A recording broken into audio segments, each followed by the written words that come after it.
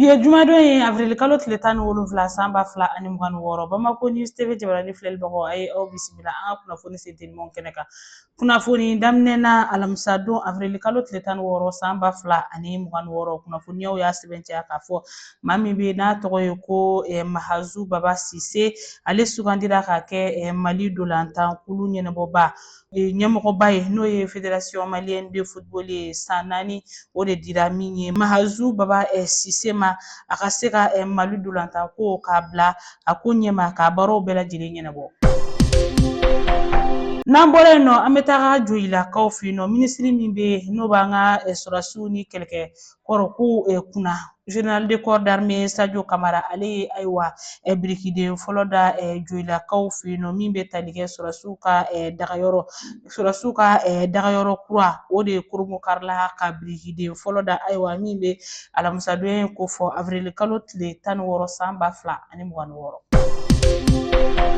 N'an bɔra yen nɔ an bɛ taga Kita mara la kunnafoniyaw ye a yira k'a fɔ kunnafoni minnu yɛrɛ sɔrɔla Kita mara la ko min ye larabu kalan bɛ kɛ so min kɔnɔ ni dɔw b'a dɔn école coranique la awa ale jɔtɔ yɛrɛ ko a filila ni wale in kɛra alamisa don avril kalo tile 16 san 2026 a kɛra yɔrɔ min na u ko a ma ko Segu Buguni a kɛra o yɔrɔ kofɔlen in de la.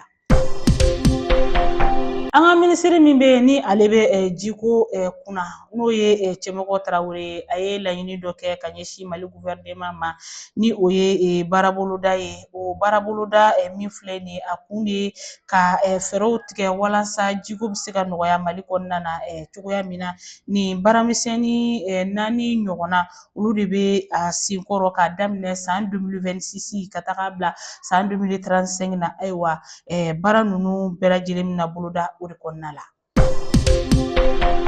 Cɛncɛnkan jamana 3 n'o ye Alliance des États du Sahel ye u faralen bɛ ɲɔgɔn kan ka jɛkulu min sigi n'u ko a ma ko Confédération de l'EAC u finitigi ɲɛmɔgɔ n'o ye comité des chefs d'état et major ye awa k'u ye ɲɔgɔn ye kɛ ɲɔgɔn ye kɛra avril kalo tile 16 san 2026 a kɛra Burkina Faso Faba la laɲini ye min ye o de ye ka hakilina falen kɛ ani ka bɛn ko la u ka ma hakili juru carilen minnu bɛ yen nɔ n'u ko a ma ko experts olu sigira ka kuma ka hakili jagabɔ kɛ fɛn min kan n'o ye AES finitigiw bɛ se ka halisa sanayɛlɛ sɔrɔ cogoya min na u bɛ se ka kɛ kɛlɛkɛcɛ kelenw ye cogoya min na ni u ko ma ko force unifiée de l'EAC awa u bɛ se ka sanayɛlɛ sɔrɔ u bɛ se ka barika sɔrɔ cogoya min na ko min ye sɔrɔdasi ɲɛmɔgɔ minnu bɛ yen nɔ n'o ye chef d'état major AES kɔnɔna na awa k'u ye ɲɔgɔn ye kɛ nin de kan ka hakilina falen kɛ nin ka walasa baaraw bɛ se ka taa ɲɛ cogoya min na.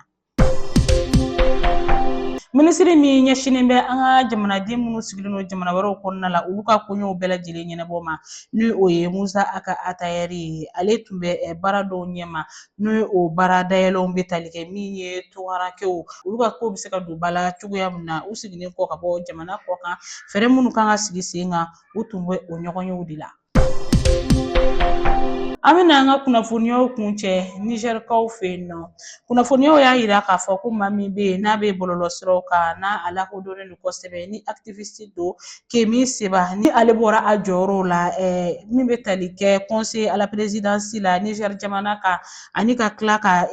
Niger duguta sɛbɛn k'o minɛ a la n'o ye passeport diplomatique ye ani k'a sen ka na ye Niger dugukolo sanfɛ bilen i b'a fɔ kibaruyaw y'a yira cogoya min na. Ne bɛ dan sigi bi an ka kunnafoni sentelimanw na aw ni ce aw ka ɲɛmadali ani aw ka kulomajɔw la aw k'an bɛn don n'a nataw la.